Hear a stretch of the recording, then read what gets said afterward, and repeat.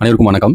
Accept your mistake. உங்கள் தவறுகளை வந்து ஏற்றுக்கொள்ளுங்க. நான் ஏன் சொல்கிறேன்னா, இப்போ நீங்கள் வந்து ஒரு பிஸ்னஸ் ஸ்டார்ட் பண்ணுங்கிற முயற்சி எடுக்கிறீங்க, உங்கள்கிட்ட காசு இல்லை.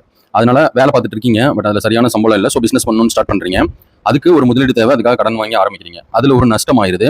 நீங்கள் பிளான் பண்ணது மிஸ்டேக் ஆயிருச்சு. நீங்கள் பிளான் பண்ணபடி நடக்கல, பரவாயில்ல.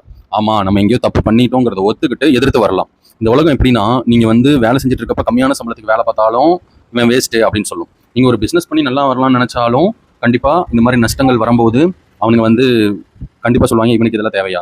ஆனால் ஒரு பிஸ்னஸை வந்து நீங்கள் எடுத்து 5 வருஷம் அதில் என்ன வந்தாலும் பரவாயில்ல அப்படின்னு சொல்லிட்டு அனுபவக்கான டைமாக அதை எடுத்துக்கிட்டு நீங்கள் பண்ணும்போது இருக்குல்ல, இப்போ நான் அந்த ஸ்டேஜில் தான் நிற்கிறேன். 5 வருஷத்துக்கு ஒன்றுமே நடக்கல, கஷ்டம் மட்டும்தான் பட்டேன். நான் வந்து அதை நம்பி இன்வெஸ்ட் பண்ணி ரொம்ப நஷ்டமாச்சு. திருப்பி அதுலேருந்து எந்திரிச்சு வரேன். அந்த தொழில் எனக்கு கற்றுக் கொடுத்துச்சு. இப்போ 7வது வருஷம் நடந்துட்டு இருக்கு, நார்மலாக போயிட்டு இருக்கு. பேங்க் லோன் வாங்கி கட்ட முடியாமல் போகிறது அப்படிங்கிறதெல்லாம் சகஜம். நம்ம தொழில் நினைச்ச மாதிரியே இருக்காது.